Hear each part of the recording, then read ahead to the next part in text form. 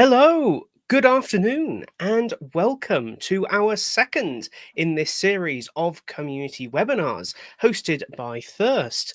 Today, I am joined by Greg Arthur, one of my go-to people for all things product mindset in the world of learning and development. Unsurprisingly, that will be the topic of today's discussion.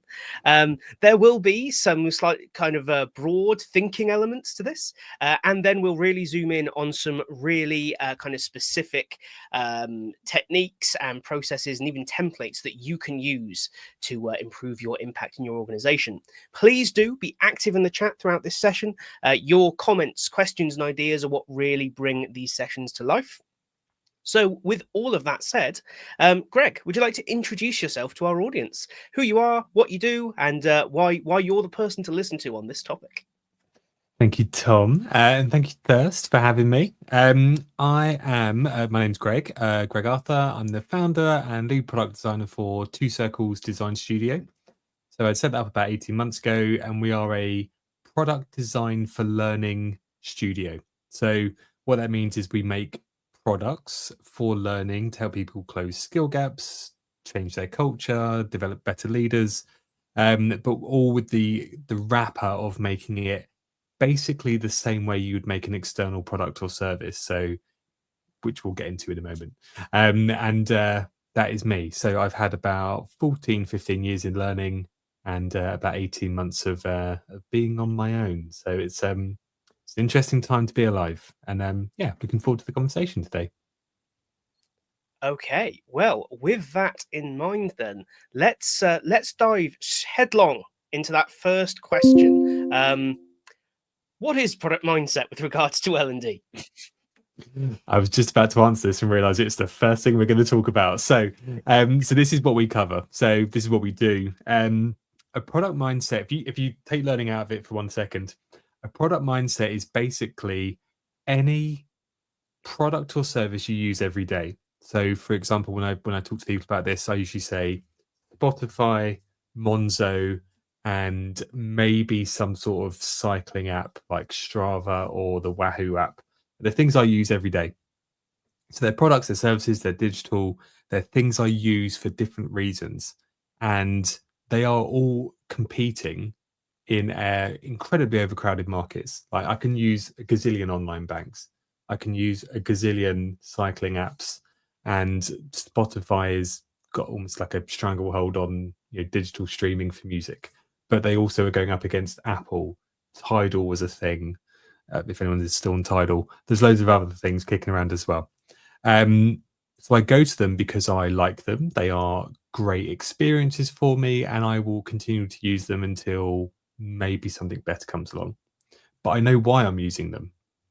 They also know why I'm using them, as in they're measuring how long I spend on them, how long I've been with them, and they are very clear on their benefits. So if you then bring learning back into that, when we are creating learning products, we should be thinking the same way as a Spotify, as a Monzo, as a Wahoo app, or whatever they're going to be, whatever your three main products are, as in, what is the reason we're doing this? How do we make sure that the users, the people using this or having a received benefit, know what that benefit is and continue to see what that benefit is? So not just, we gave you something, that's a gift. And sometimes gifts get returned. Socks at Christmas. So they need to be able to say, this is really good because, and I know it's really good because here's some numbers. I either couldn't do this or I can now do it a bit better, or I could do this and now I can do it brilliantly. And I will continue to use it. So it's that mindset of trying to think a bit like a startup. So any successful startup has to have a single product to launch. And if they can't launch that product successfully, that startup fails. So when we're launching a learning product, we basically try and position everything we do as a startup. So it doesn't matter how big the company is we're working with, that product has to succeed. Otherwise, why are we doing it?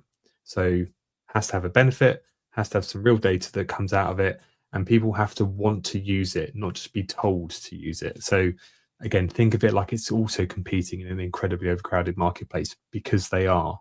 They have to have a real benefit to real people. So I think one of the things we've discussed this a few times, and one of the things that always strikes me is that the language we use in L&D. When I think back to all the years, I've heard a lot about engagement. I've heard a lot Hmm. about learning transfer. I've heard all these things. And when I had a brief stint of working in product, in the conversations that we've had, we talked a lot more about useful, usable, desirable, accessible. Um, Hmm. there's an argument to be made, obviously, oh, that's the same thing, but with different language. Do you think that this is just a rebranding of the same things, or do you think this is actually a slightly different way of looking at what we're doing? Yes to both, and no to all of it. So it's kind of it. I think any industry can get too fixated on language and how you phrase things, and then start to egg over the phrasing of stuff. Um, Personally, I don't really care what you call it. Not you. I mean, people in general. I mean, I don't really care. Like we use the term product because that's what we're talking about, and it fits into our product mindset. If you want to call it a course or a module or whatever, again, who cares? It's more about what is the thing that you are doing. What is the thing you're creating? And that thing could be a standalone digital product. It could be a service that people use. It could be a classroom. It could be an experience. Experience is a word that people use a lot as well. Again, it doesn't really matter. Product fits around all of these. I think rather than fixating on the language, it's more about the process of getting to that point of creating things that have a benefit and have a genuine purpose. So you were talking about engagement and accessibility and these kind of things. Yes to all of those. Again, if you look at the top 10 products and services you use in a year. So, for example, I've just started moving all my pensions into one place with Pension Bee. It's not a service I'm probably going to use forever. I'm just using them right now to help me fill a need because they know what they're up to. But it's really easy to use. And it's a service I'm spending more time this month than I did the same time last year because I wasn't using them at all. But if I look at Spotify last year, it's been consistent. I use it around the same amount of time every single day. So the engagement doesn't have to be the same for every type of product. It just needs to fit the need you're trying to engage with. So do you want people to spend 45 minutes a day looking at your leadership content? Maybe, but why? And what are they doing outside of that 45 minutes? What can they do outside of that? If they need to get to a certain level before they can do something with it, let them know. And also, how are you going to keep them engaged? Could they find something else that says you can do this in 3 minutes a day? And so they go, oh, I'll just do that then. But then if the benefit isn't the same, then it's not going to work for them. So that 3 minutes then becomes a wasted 3 minutes. That 45 minutes on yours could be a more successful.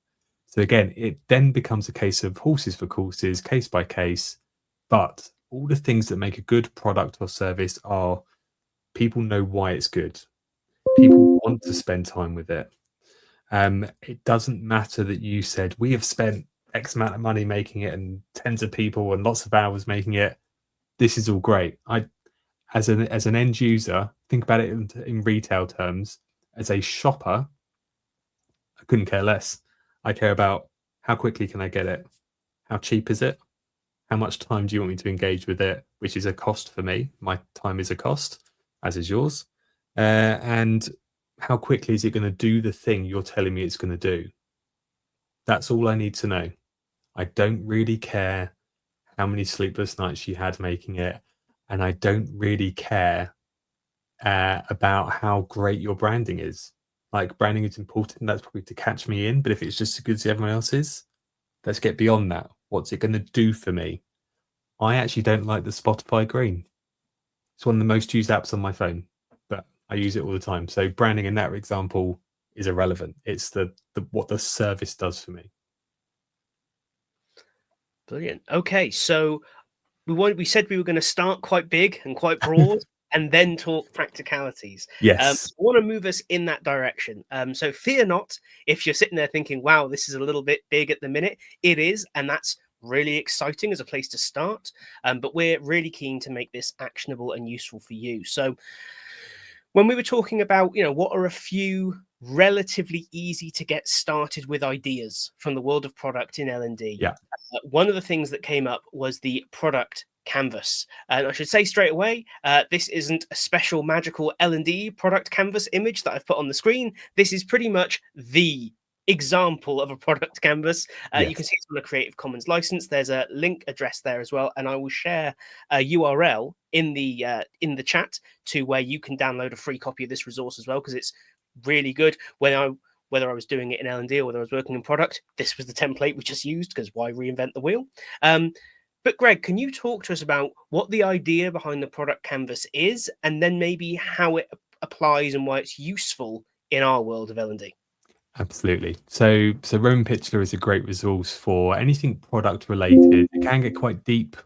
So product canvas is the ideal place to start. So to make this really, really practical, when you're talking to people about, so stakeholders, people in your team, or people you're trying to create a learning product for, you're going to get a hell of a lot of opinion. You're also going to get a hell of a lot of history in terms of what they would like from, or what they've done, sorry, in previous roles, what they would like for this particular product, and what they think. So opinion, sometimes it's going to be factual, and sometimes it's going to be kind of gut reaction, and you're going to get so much all the time coming at you. And you're also going to be asked to report on things. So when you're trying to balance yourself and maybe a small team that's working on something with so much information coming in, it can be very, very overwhelming. And then when you maybe set out, say, we have a goal of, we would like to have people staying in role 6 months longer. That's our end goal. Great. But then when you start to break that down, that's when you open up this kind of this mass communication of everyone saying everything they think, which is lovely, but it's also overwhelming. So back to the product canvas. That's where this is super, super useful. This should be a living document. So personal bugbear is when people say, can you give me a one pager? I mean, how small do you want the text? So a product canvas is where you can say, yes, I can. And you can do it week in, week out. It doesn't take very long. And it means you then have like a timeline of, here's all of our product canvases over the timeline of the project, and here's where things have moved and evolved over time. So you can see what's changed week to week. Everything is laid out really nicely, and you are focusing on key things that matter. So the name of the product, that might change over time depending on what it is you're making. But things like your goal shouldn't really change, because you should be focusing on the goal you are trying to achieve. You might add to it, if anything, to say, this makes up the goal. But ultimately, your goal should largely be your North Star throughout everything. If anything else in any of those other boxes, apart from the name, doesn't support your goal, you get rid of it. You should either put it to one side, you should delete it, you should be able to confidently say, the metric you're looking for doesn't support our goal. So why are we trying to track that? Why is that a feature you're trying to put into our product? It doesn't support the goal. It's probably a great idea, but not for this product. So again, you start to ring fence your goal as the ultimate gatekeeper of everything you need. Things like metrics and target group, these are all things where you start to look at different bits of data. So again, you're taking in information from people, but you're largely looking at, what are the things that we want to track to support our goal. So there's a product term about as is and to be states. So this is where your metrics will be really, really useful. And it will fall into your target group as well to a degree. So your metrics should be, so when we're talking learning about, how do we know there's even a learning problem? That's your as is state. So what's happening right now that you can say, this is a problem because. So not just because my boss said so, could be that, but then go deeper. It's because X amount of percent of people are doing this over this amount of time. That's your as is state. And then basically, if you could wave a magic wand and say, that problem's gone, what does that look like? A higher percentage of people are doing it in less time, or a lower percentage in more time, whatever your stat needs to be. That's your metric that you're trying to go from here to here. That's where you want to be, A to B. And then you can start to break that down. What is stopping them getting there? What metrics will be over a month period, a 6-month period, a year's period, if it's a slower burn?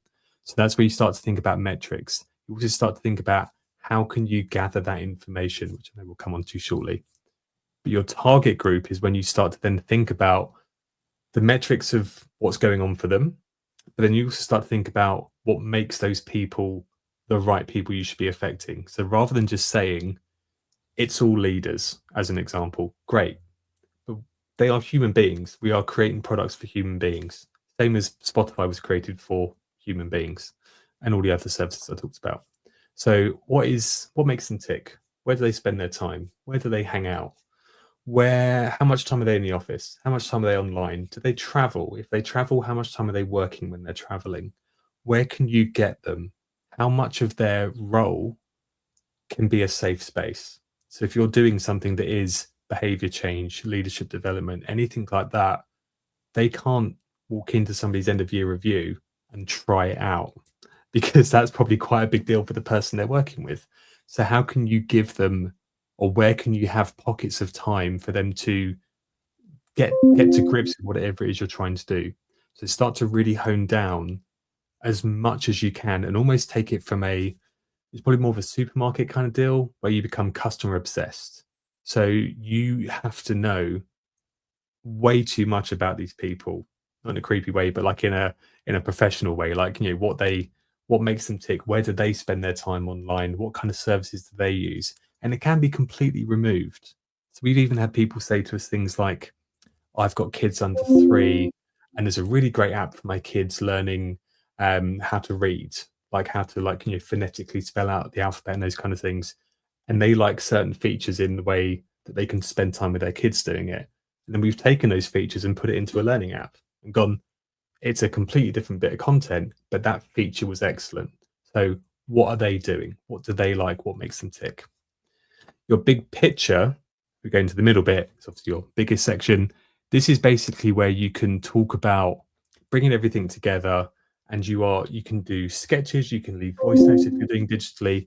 This is basically where you want to start to create a story of what is happening, what is going on right now, and how are you piecing all of this together.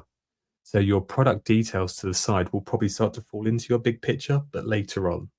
So if your project timeline is even 4 to 8 weeks, let's give it a rough 1 to 2 months, your product details might be empty for 2 or 3 weeks. That's absolutely fine. It doesn't mean just because there's a box you have to fill it in. If you get to the end of your project and you've not filled a box in, then you have definitely done this wrong. But it's okay to be able to say, we haven't filled this box in because we don't know yet. That's okay. So you might spend the first third, maybe even the first half of your project, predominantly only filling in the top boxes and maybe target group. Big picture and product details might be blank for a few weeks just while you're figuring stuff out. But again, that's when you see your timeline of product canvases, and you can say, this is when we can start to fill things in. This is a really, really practical tool. I would 100% recommend you try it out on your own, just to see what it looks like for you. Everyone can use the same framework, but I've seen loads of people work with them in very, very different ways. And it's also a really great way to get groupthink down into one coherent document. So again, when you're working as a team, give yourself limits of time. So things like name and goal, again, once you've done those once, they should be settled. But the other ones, especially the 3 bottom groups, give yourself 10 minutes. So, right, we've got 10 minutes. Let's figure out this week's target group. What do we know about them that we didn't know last week? What are the details we want to focus on for next week? Let's start to write down what the things are achievable, and then who's going to do them, who's going to support them. Get that down. This is a great tool to basically, as you may have realized, I talk a lot. It's a great way to keep yourself on track and to say, we could spend an hour talking about many things, but we've got 20 minutes. Let's use it wisely.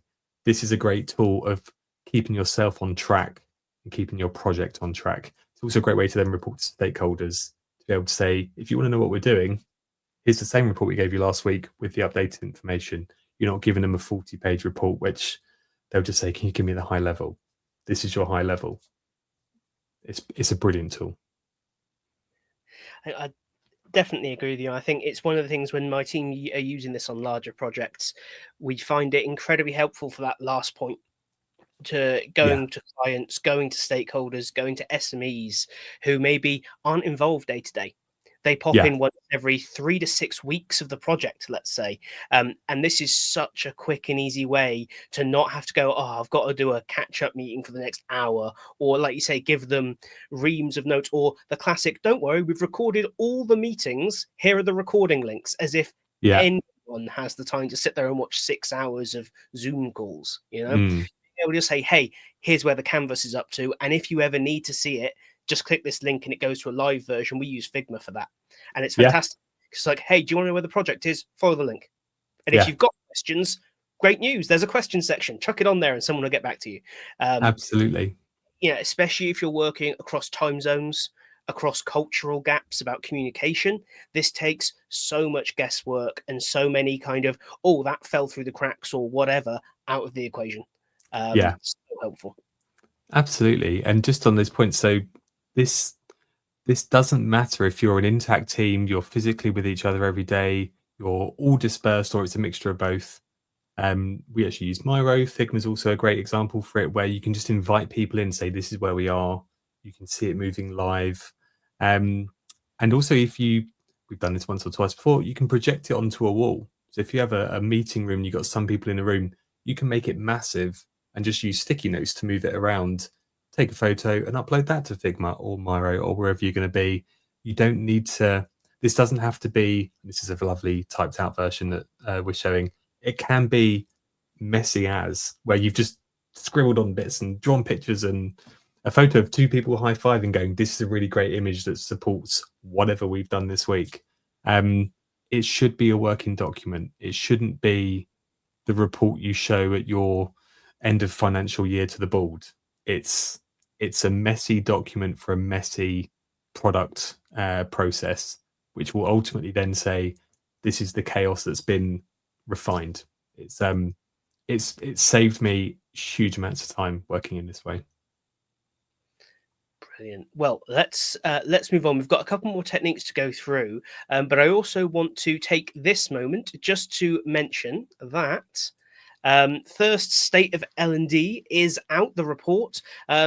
It's a really good read, and I totally get that everyone has got a report out with something with L&D right now.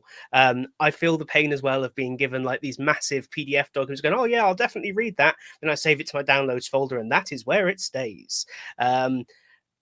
I actually quite enjoyed this one. One, because it's quite short. It's quite to the point. It doesn't spend a lot of time kind of grandstanding on a lot of the, what was the deep explanation of everything that we've done.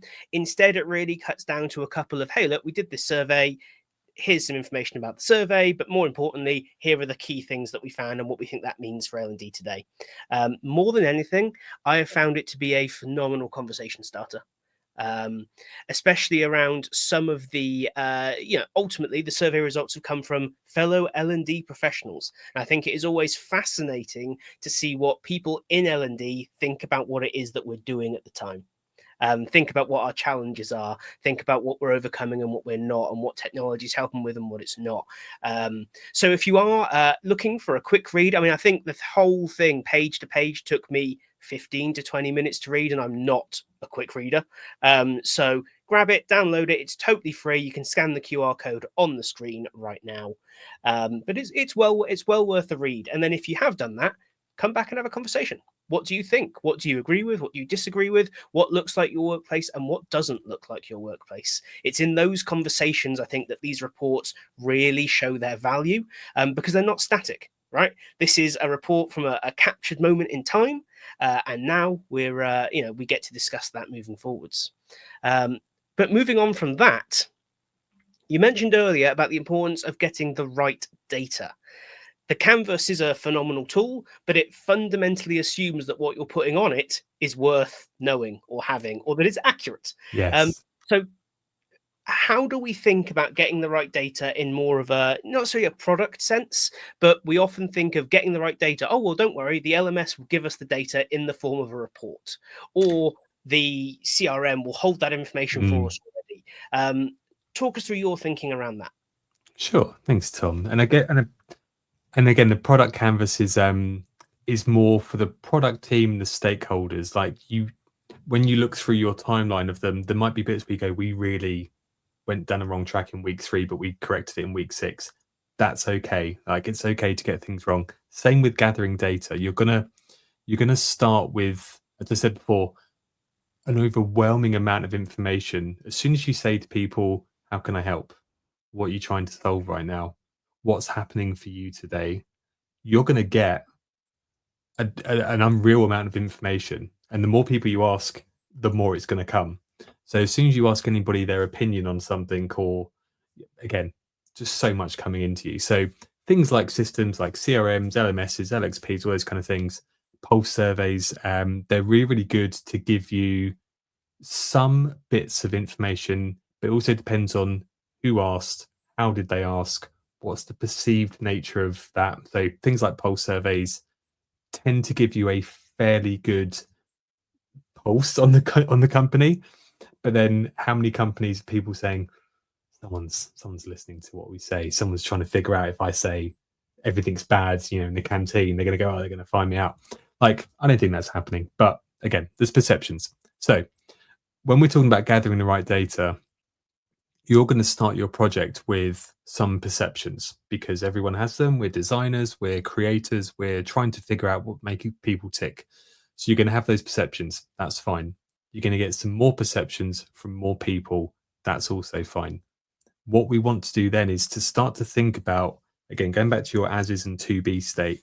That's where you can start to figure out, where are we now? Where do we want to be? And those two things can be a little bit of a gray area, but you want to try and nail them down as much as possible. Then you start to figure out two groups of data. So you start to ask yourself a series of questions around, how much can you confirm what is happening now? If you can confirm things through hard data, great, you pulled it from the system. But you're going to have to start speaking to people. If from those conversations you're writing down a series of questions and you don't have answers to them, that means you have currently data that that you can confirm that that's proper data. You've either done some focus groups, you might have done some surveys, you might have done some other kind of techniques, which we'll talk about shortly. But you've got some information that gives you a starting point. But if you've still got questions that you don't have the answer to, you then have data that you don't know.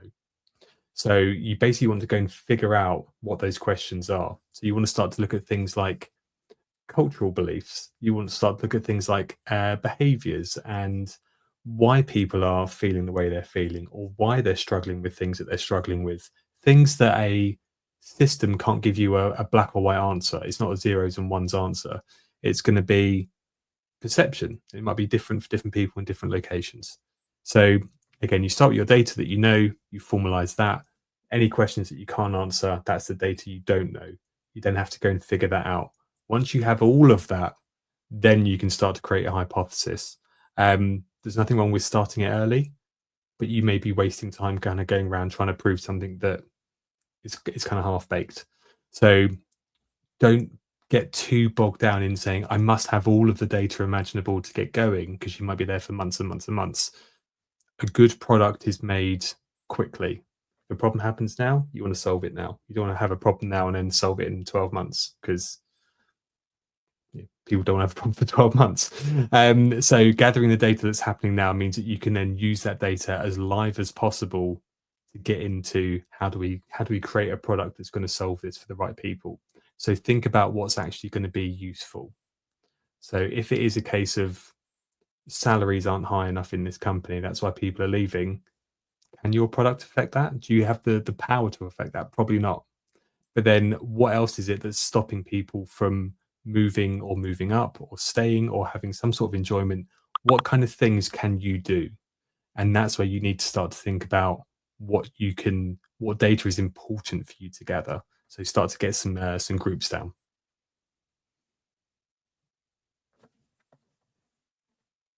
Oh, Tom, I can't hear you. There we go.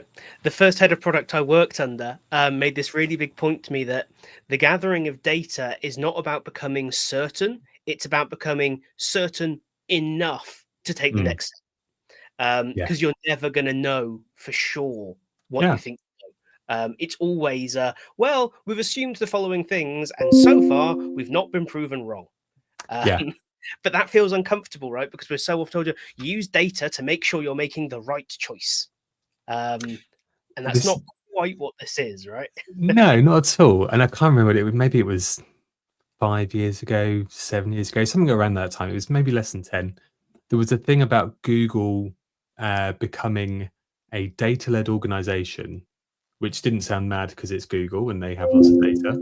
But they were going to be making a lot of their internal business decisions not based on feeling, but apparently on data, which I think a lot of people initially was a bit like, oh, is this kind of the rise of machines and removing people from, but they were making decisions about people with data. So rightly or wrongly, I personally think it's not a bad idea, but I think you need to mix hard data with people's opinion when you're making a product, especially for learning. So I think to your point, Tom, absolutely, you could spend 12 months collecting all the right data and really, really digging into it, but then you've missed your ultimate goal on your product canvas of what are we trying to achieve for these.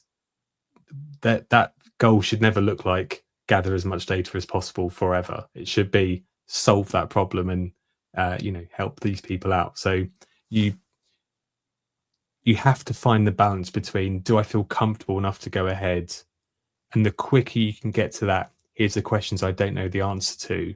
Here's the ones I can answer pretty quickly. Here's the ones I need a bit of help with. And here's the ones that they'll just forever be a mystery. As soon as you can start to figure those out, that's when you can start to crack on as quickly as possible, because you could wrap yourself up in knots for ages.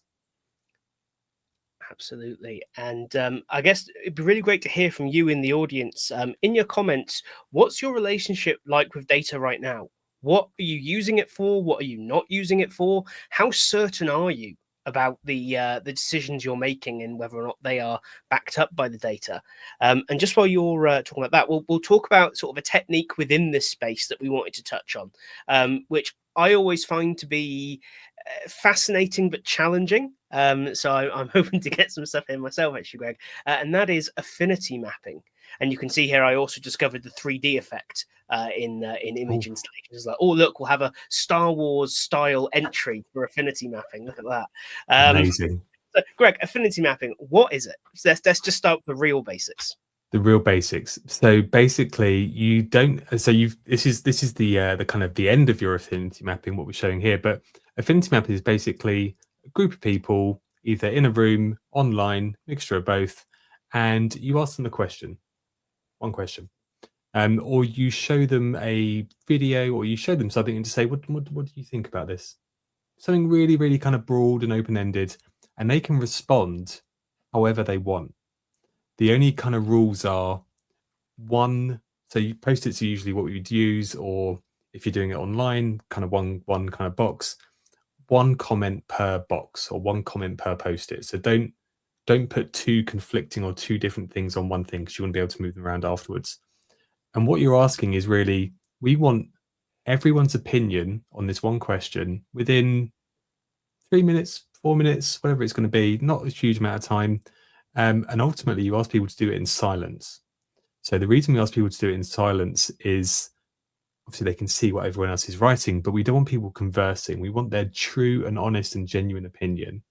And we don't want them to write their names on it.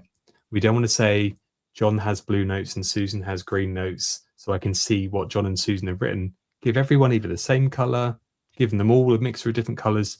You want them to be as anonymous as possible and just to get their ideas on paper, on the wall. What you then do is you then say, great, we have now got a wall or a canvas or something filled with some notes and some ideas and some responses. What we're now going to do is, for maybe 10 minutes, we're going to start to group those things. And I love doing affinity mapping because you can really start to see where anyone can shake things up. So you then start to group them, but you don't give them groups to put them into. You don't say group one is going to be called this. You just say, if these two notes look the same, or they feel like they're the kind of same thing, put them together, and you decide, what is that group going to be called? Is it social? Is it financial? Is it feelings? Is it emotions? Is it something really, really specific about a feature, like, the pause button, going back to Spotify? Let them decide what it's going to be. But then, for example, Tom and I could be doing an affinity mapping session together. I could be in a group and we're getting things all together. Tom could just as easily come along 30 seconds before the end and say, no, take a note away and stick it in a group that he's made. And go, what? Why have you done that, Tom? But then you look back and you look again as your group and say, do you agree with these groups? What have we found out from these? What themes are emerging? What patterns are emerging? What do you think doesn't go together? Or you have some outliers that haven't made it into a group. So are they relevant? Are they not relevant? And that's again where you start to be quite brutal, not only with your data, but with your product mindset, to be able to say, just because someone has said something, it can still be a really valid and genuine and honest input, but it just might not be needed right now or not needed for this project.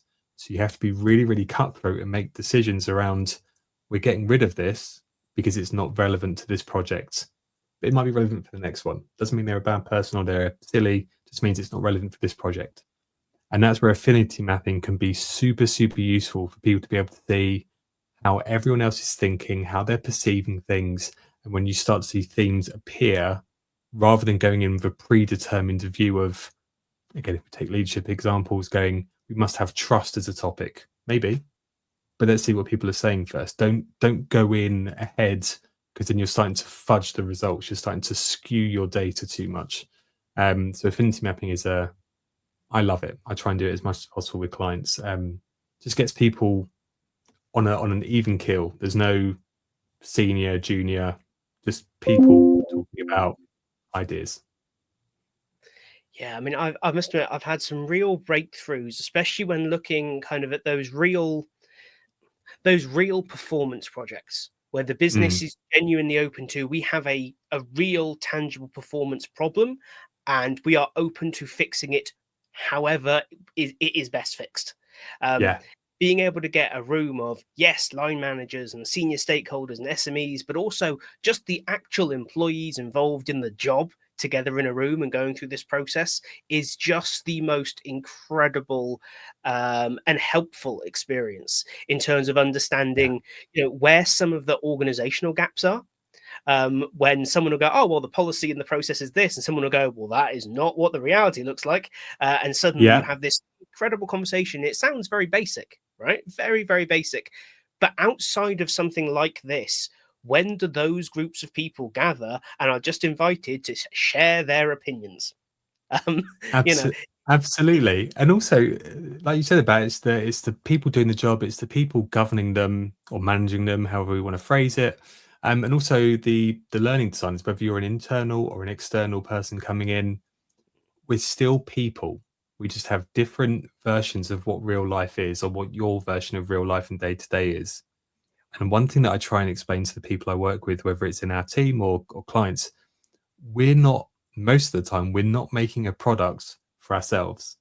So we could come up with what we think is the best idea, or what we think is the best approach forward, or what we think is going to be the best thing for that audience. Because I've done this a million times before. I know exactly what this should be because this worked everywhere else I've worked. Maybe, but this is still a unique case. Everything is a unique case. So ask the people, get some groupthink going. And then if someone turns around and says, do you know what, I've got 50 apps on my phone already. I don't even use 30 of them. I don't need a 51st app on my phone about whatever the thing is we're making. So can everyone stop saying the word app at me? You go, great. Well, at least we know, because the people we're trying to help, whilst we might be going, got great idea for this killer app, and then someone just shoots the whole thing down in 2 seconds by going, who wrote this? This is awful. That's it's just such a lovely way of just getting everybody's thoughts. And there is no right or wrong. There is no senior, junior. It's just whatever comes out will come out. And it's great, and it can be super quick. You can do it within 40 minutes, an hour. You can run through this as many times as you need to really refine it, and you can get some incredible direction. So, and if it is something you're going to want to try and do, and I'd encourage you to try it on your next project, regardless of how big or small, there are totally free downloadable templates for affinity mapping on Miro and Figma and Mural and Butter and just about every other collaboration platform. So it doesn't need to take you a long time to set up either. Got a great comment here. Data plays a vital role to measure the effectiveness of learning and satisfaction levels of learners. I think definitely agree with that.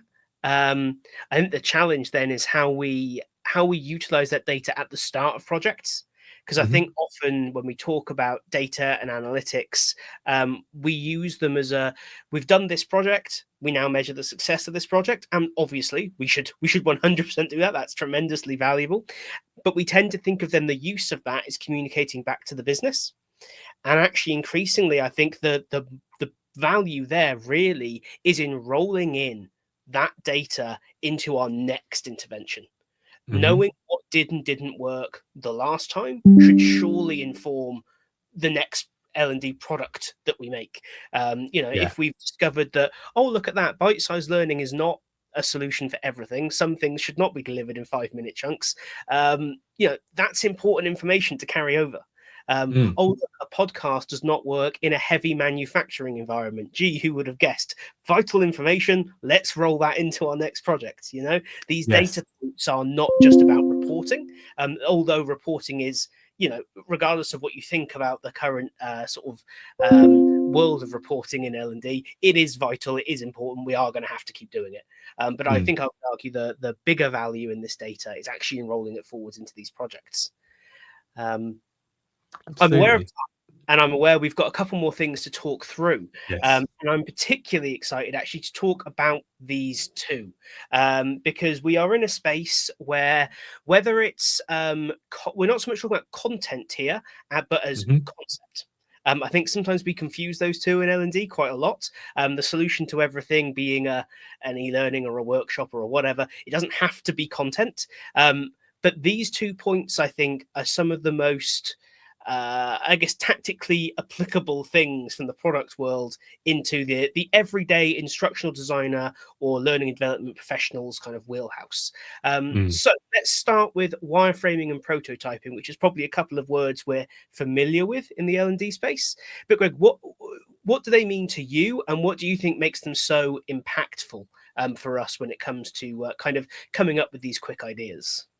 Absolutely, and I think that's it, Tom. It's quick ideas. So, rapid concept creation session is usually done not long after your affinity map or that kind of collection of data kind of refining as a group, because you're getting your creative juices flowing and you want to be able to get some ideas down quickly. So, if your idea is, as an example, an app or whatever it's going to be, a course or a experience, whatever it's going to be, you don't want to spend 3-4 weeks or $10,000-$20,000 kind of really ramping up this idea just for someone to say, here's the glaring hole in that, or I absolutely hate it, or we can't deploy that, or great idea on paper, terrible idea in practice. You want to be able to find that out in 2 or 3 minutes, because you've only wasted 2 or 3 minutes, and everyone can spare that time. Especially when the alternative is 4 to 5 weeks, lots and lots of money, lots and lots of resource. So wireframing and prototyping doesn't have to be. So I hear this a lot from clients where they say, I'm a terrible artist. Fine. That's okay. If you can draw a square and maybe a bit of a circle or something that looks a bit like a circle, you can wireframe. It's super easy. So we try and explain to people about wireframing around doing it pen and paper, as you got on screen, with cutting out bits of coloured card, or doing it digitally. So we kind of give them pre-built shapes, basically squares, circles, triangles. And we ask them to recreate something like a web page they love, or an app they use, or any kind of interface that they would use daily. And just to start to figure out, this is actually incredibly easy. I can give you, as you've got on there, a series of screens where you can say, if I touch it, I'm still just touching a bit of paper. But you can say, great, you've touched circle number 4 on bit of paper number 1. So now I'll give you bit of paper number 4, because that's where you would go to on our app. You would now see this screen. Does that make sense? What do you think you should see on here? Where would you go next? Where do you get confused? And that is way easier to do than getting a graphic designer to design it, to get all your content in, to give it to a developer to make it, to then put it in front of a user for them to go, after 2 screens, I have no idea what I'm doing with this. Why am I here? Why am I not seeing this yet? Why can't I get to the content? So, and again, with LXPs, not calling them out, by anyway, when we were designing stuff for those, especially customizing them, a lot of people are saying to us the stats they pull from users is around 1 to 3 minutes session time. So that means you've got 1 to 3 minutes for somebody to log on to an LXP, find the content they want to be looking for, then engage with that content, and then leave the platform. So if you're spending 2.5 minutes navigating to that thing, they've got 30 seconds. They're probably a little bit upset by that before, and then they may not even get to your content. So that content could be amazing. But if it's buried underneath something that doesn't work or frustrates them, they're not going to use it. So going back to my Spotify and Monzo examples, I can log in and out in seconds and do 2 or 3 actions. Great. It's nice and easy. That's where wireframing can really help you get your ideas down on paper and start to figure out, is this good? Am I putting too much on one page? I can show multiple different types of users and say, are you getting what you need from this? And again, prototyping is basically just a slightly more advanced version of that. And it can be as basic as that. I would say wait until you have a working prototype. Could be super, super basic, but something you can put in front of people before you spend all of your resources, all my words, all of your resource, all of your time, all of your money. Get a working prototype out the door. Make sure that people that are going to use it have validated it. So if you are doing a course, an experience, whatever the basic version of showing people that, you can use photos, you can use AI to generate things just to be able to show people and say, if I showed you this photo, what do you feel about that? So for me, it would be boiled vegetables. I would give you a very strong reaction to boiled vegetables at Christmas to go, I know what they smell like. I know how gross they are for me. It's not for me. I can tell you quite a lot about that quite quickly rather than you making a whole thing and putting it in front of me. Yeah, loads you can do with that. I think just to finish off on wireframing, you can do this with offline activities as well. I think we often think of it as, hey, it's for e-learning and pages and the LXP. I recently did a wireframing project around performance support posters. Again, in a manufacturing environment, you're like, okay, so you're going to try and follow these steps on a poster. Well, let's figure out how big those elements should be without actually putting in the design effort to figure out what the end poster is going to look like. I don't care about what color the cog's going to be at this point. I just want to make sure they can read the instruction that's going to save their life if something goes wrong. Yeah. It's a really quick way of making sure you don't fall into any of those common mistakes when we produce final content. Now, this second idea is one that you introduced me to, and I absolutely fell in love with it when you first mentioned it. The Idea Hotel. Run us through it. What is this? Because it is a bit of a strange idea, but I love it. Sure. So we refer to it as the Early Idea Hotel right at the beginning of your project. So probably around the time you're still scoping out why are we here, what are we doing. So as learning professionals, you are, if you agree or not, I would say we're all kind of to a degree creative, and you're going to have ideas. Some people, if they've got a big imagination, will probably think bigger, and some people might still be thinking within their lane of what they think they can produce, and everywhere in between. So there is nothing wrong with people having ideas naturally. That's just going to happen. You can't stop it happening. So when we all say this a lot, don't solutionize too early in the project. And we also talk about it from a product mindset. You probably won't land on the vehicle or the format or formats until probably halfway through. That's true. But at the very beginning, when someone says we have this problem, we're in this environment, your brain will start going, here's an idea, here's an idea, here's another idea, here's 6 more ideas, go figure them out. And you're like, oh, I need to figure out all these 10 ideas really quickly because they're probably all going to be really good.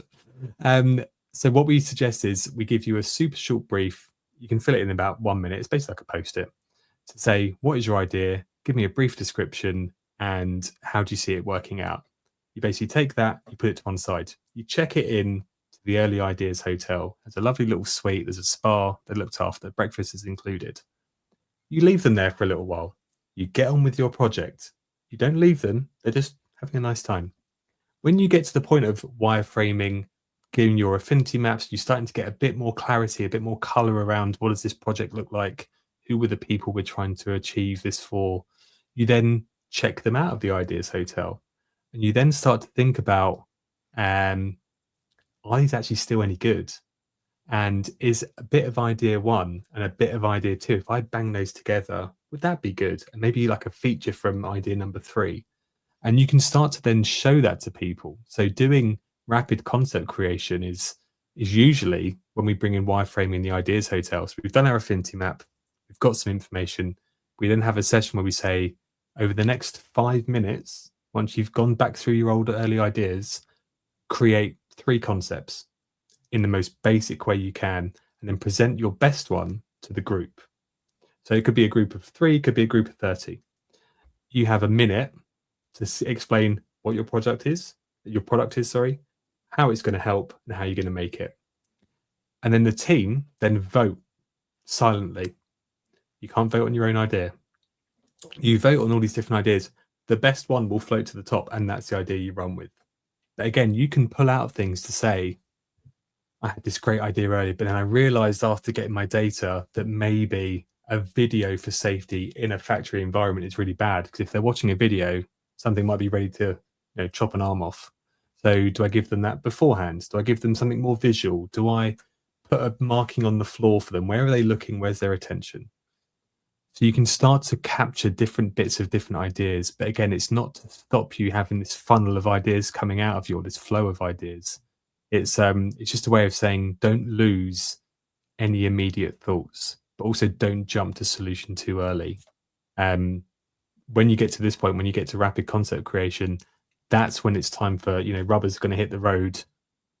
We know enough about this now. What are we going to make? That's when you can start to refine it. But this is just your kind of precursor to locking it in. Fantastic. Now, we've covered quite a lot, and I'm aware we're coming up on time, but I just want to, we started very, very wide, very kind of big brain. What is this thing? We've now spoken about some really specific techniques we can use. And I just want to zoom out a little bit just for maybe for 2-3 minutes maximum about the product life cycle, or the product lifecycle management. How does this particularly, because this is so much of product management, how does this apply to what we're doing in L&D, Greg? Absolutely. So I think design and develop is largely what we've covered today. So how you get from an idea to then figuring out why you're going to make something, and then you actually go ahead and make it. Launching it should always come from your earlier 2 stages. So don't leave launching until the very end. You should be figuring out, when we talk about being customer obsessed or user obsessed, where are they spending their time? What newsletters are they reading? What platforms are they on? What messages resonate with them? Who should it come from? Does it come from the CEO because everyone loves them? Or does it come from someone in a similar role to them that's had the same problem, that is engaged with an early prototype and has seen success? Like, who can you get to help you with your launch? So a great product can fail with a bad launch. So launch is super, super important. When we talk about maturity, a product, about life cycle, when it's launched, it's in its infancy. It's version 1 that they've seen. It might be version 10 that you've seen, but it's version 1 that your audience is seeing. So it's in its infancy. It will mature over time. And there's no real, I don't think there's any real kind of hard and fast rules around how long a product takes to mature. Some could be a real moment in time where it's 3 months in and out, done. Some could live for 10 years. I've not seen many, but they could live for 10 years, but they might go through huge amounts of iteration over that time. So your maturity is largely when you start to say, do we still have this problem anymore? Is that problem going to come back? Has that problem evolved into something else? And ultimately, is the product we're offering still viable? Is it still solving that problem? Is it still fitting that need? If it isn't, it's when you get into your decline. Some people talk about it sunsetting that project or that product. And then you then start to think about, well, what's the next version going to be? Is it a brand new product? Is it a iteration of this one we're doing? And then basically you then start to go back into your design. So if you're going round a second time, your design should be quite fruitful, because you've got huge amounts of data, as in what happened with our last product. Did it fail? Did it succeed? Where did it go well, bad? Has our audience changed? If it's something where you've got a, maybe that 10-year product, people that were maybe in their, mid-teens when you released it then, and now maybe in your workforce.